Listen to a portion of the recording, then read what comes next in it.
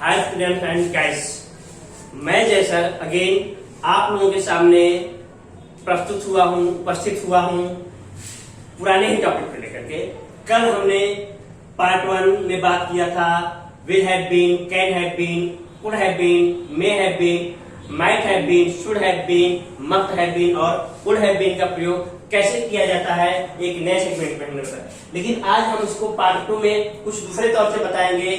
Since और for का उपयोग करके समय का इस्तेमाल करते हुए किस तरह से इन शब्दों का इस्तेमाल किया जाता है और वाक्य बनाए जाते हैं। उसके पहले मैं कुछ फिलोसॉफिकल लाइन, कुछ टिप्स रोज की भांति आप लोगों को देना चाहता हूँ।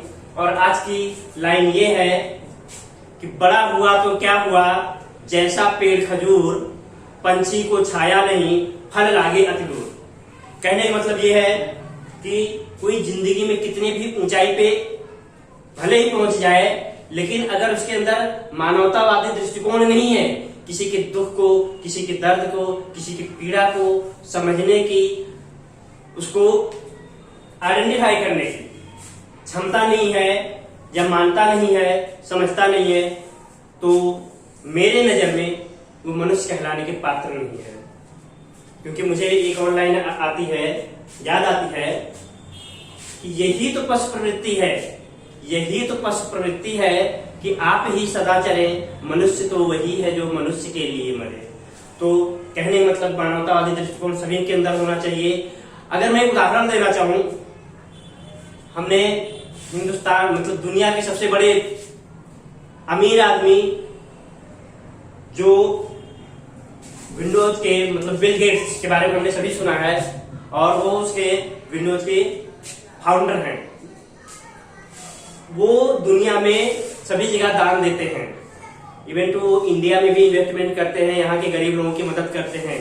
लेकिन क्या आप लोगों ने कभी, हम इवन टू मैंने भी, या आप लोगों ने शायद नहीं सुना है, हिंदुस्तान का सबसे अमीर आदमी मुकेश अंबानी ने कहीं पब्लिक के लिए, कहीं सार्वजनिक तौर पे कुछ दान दिया होगा, गुप्त दान दिया होगा, कहीं दिया है, इट डजंट मैटर, ये हमें नहीं पता है। लेकिन सार्वजनिक तौर पे पब्लिक के लिए कहीं पे भी दान नहीं दिया है। और विडंबना वाली बात यह है, इस लॉकडाउन के पीरियड में गरीब आदमी गरीब होता गया और बड़े बड़े इंडस्ट्रियल उनकी पूंजी में और बढ़ोतरी होती गई। तो एक बड़ी विडंबना है, ऐसे लोगों के अंदर मानवतावादी दृष्टिकोण नहीं है। और मैं अपील करना चाहूंगा कि ये सब चीजें होना चाहिए। और इसी ज्ञान के साथ में हम आज की टॉपिक पे बात करते हैं विल हैव बीन। हम सबसे पहले बात करते हैं फ्यूचर टेंस में, मतलब भविष्य काल में विल हैव बीन लिखा जाता है। और विल हैव बीन कैसे इस्तेमाल होता है उसका सबसे पहले हम मीनिंग देखते हैं। उसका अर्थ है, विल हैव बीन का मतलब होता है से होगा। भविष्य काल में अगर वाक्य में सिंस या फॉर जोड़ा गया है तो उसके बाद में समय बताने वाला शब्द आता है और इसीलिए लिखा गया है से होगा। अब हम वाक्य को देखते हैं, जिसे लिखा है she will have been in the class for 2 hours। अब हम देखेंगे फॉर और उसके बाद में समय बताने वाला शब्द है 2 hours। मैंने पहले बताया सिंस और फॉर। देखिए, सिंस और फॉर का मतलब होता है से, कोई टाइम को बताता है, 1 घंटे से, 2 घंटे से, 2 दिनों से, 5 महीनों से, कई वर्षों से। तो जहां पे ऐसा से वाला शब्द यूज करना है वहां पे इंग्लिश में सिंस और फॉर का इस्तेमाल किया जाता है। और सिंस और फॉर कब आता है इसके बारे में डिटेल में हम एक नया वीडियो डालेंगे, इसके बारे में हम बात करेंगे।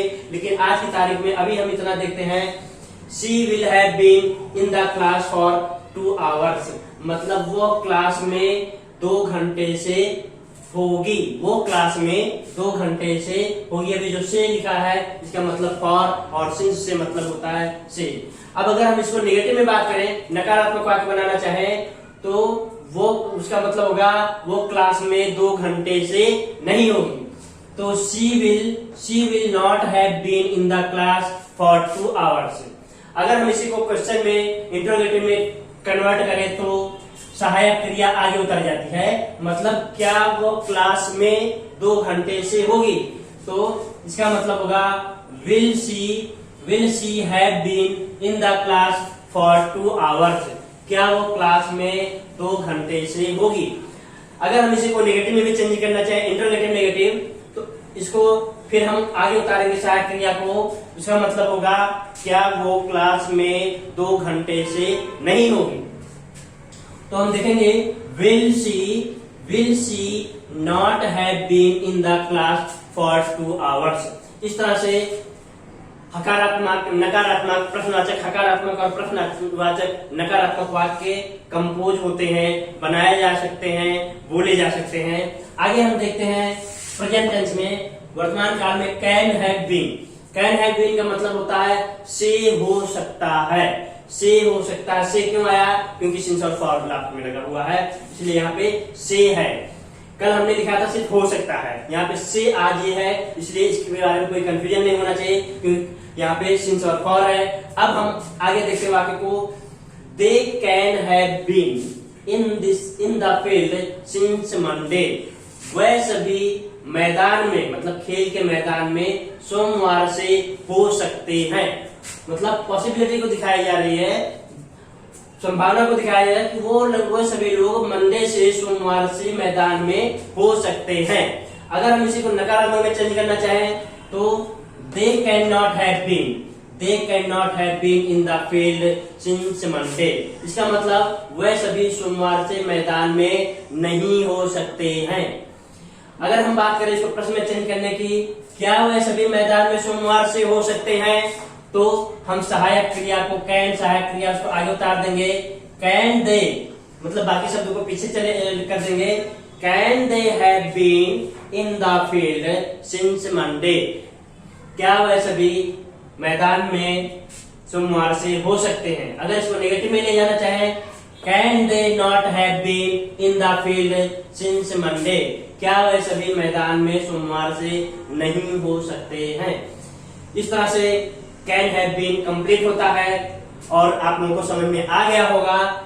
आगे हम चलते हैं पास्ट टेंस। कैन का भूतकाल होता है कुड, तो कुड हैव बीन का मतलब होता है से हो सकता था, से हो सकता था, पास्ट में बता रहा है और ये भी पॉसिबिलिटी को दिखाता है, नेगेटिव मीनिंग को दिखाता है। मैंने कई बार बात किया है, कोई चीज हो सकती थी लेकिन नहीं हो पाई। अब अगर हम उदाहरण देखेंगे तो क्लियर होगा। Sonia Gandhi could have been, मैंने उदाहरण कई बार दिया है, आई थिंक आप लोगों को ज्यादा क्लियर होगा। Sonia Gandhi could have been PM of India since 2004। मतलब से क्यों आया, देखिए यहाँ पे सिंस है इसलिए से आया, सिंस है से आया मीनिंग में, और फॉर है इसलिए से आया है मीनिंग में।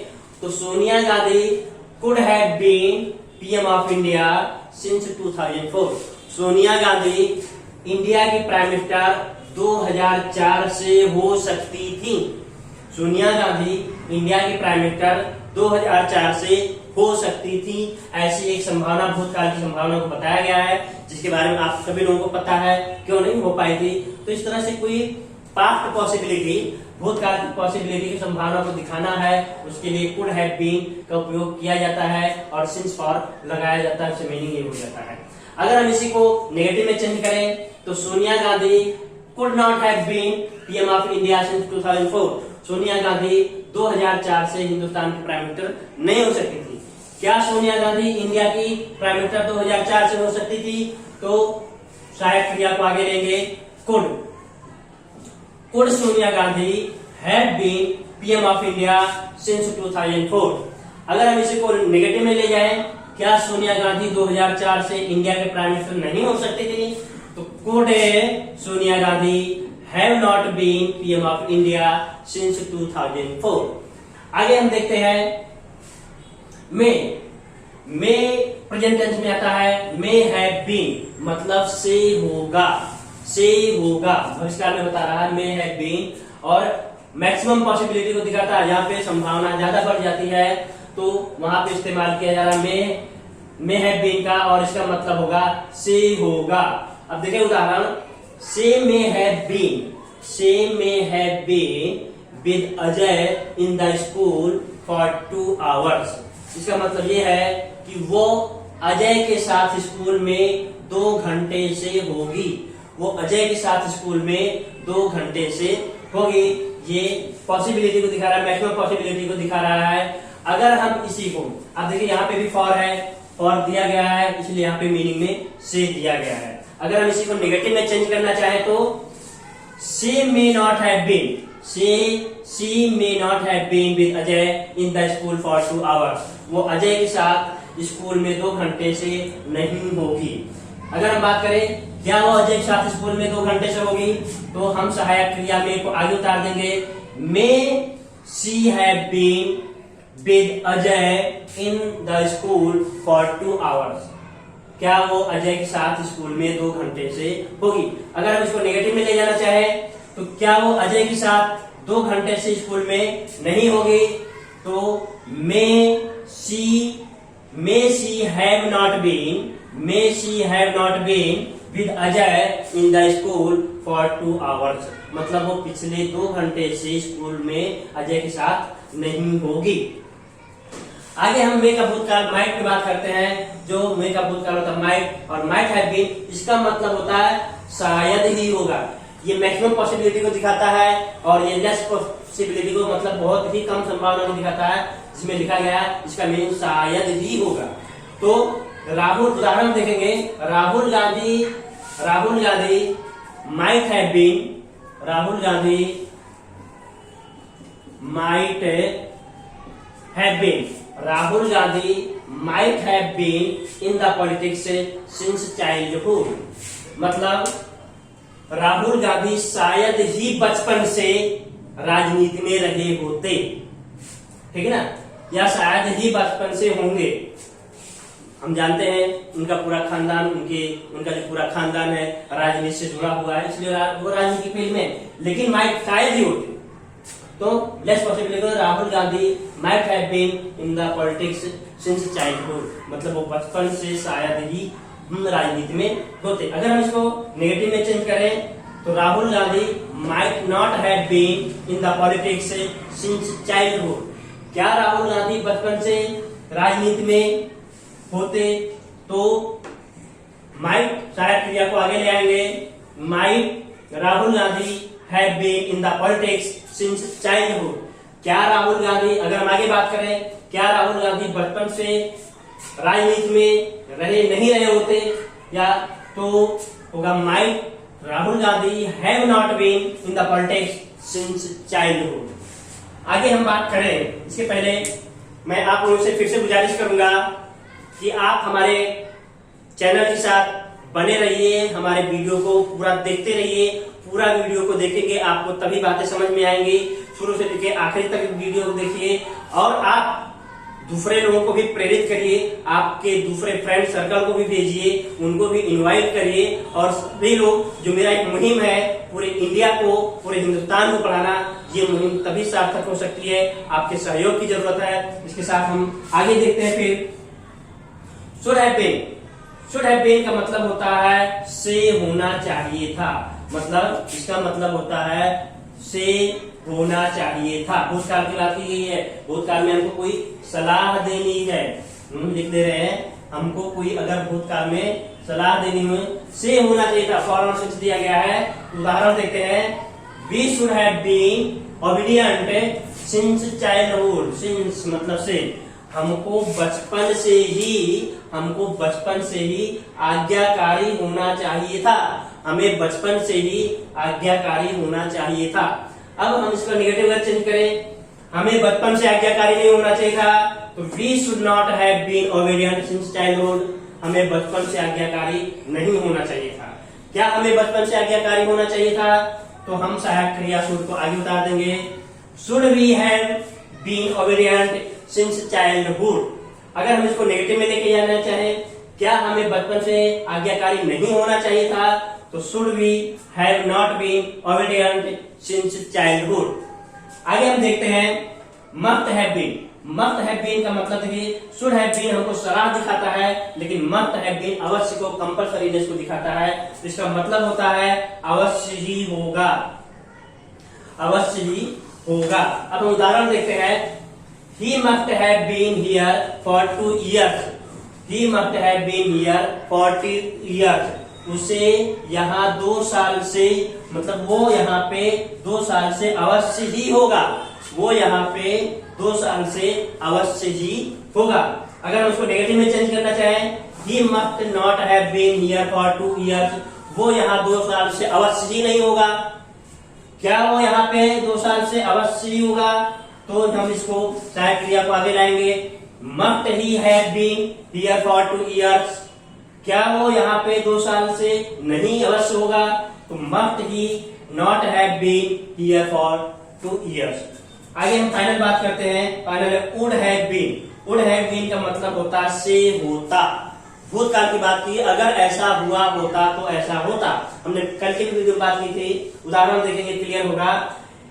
If he had gone to hospital, if he had gone to hospital मतलब अगर वो हॉस्पिटल गया होता तो he would have been saved, तो वो बच गया होता।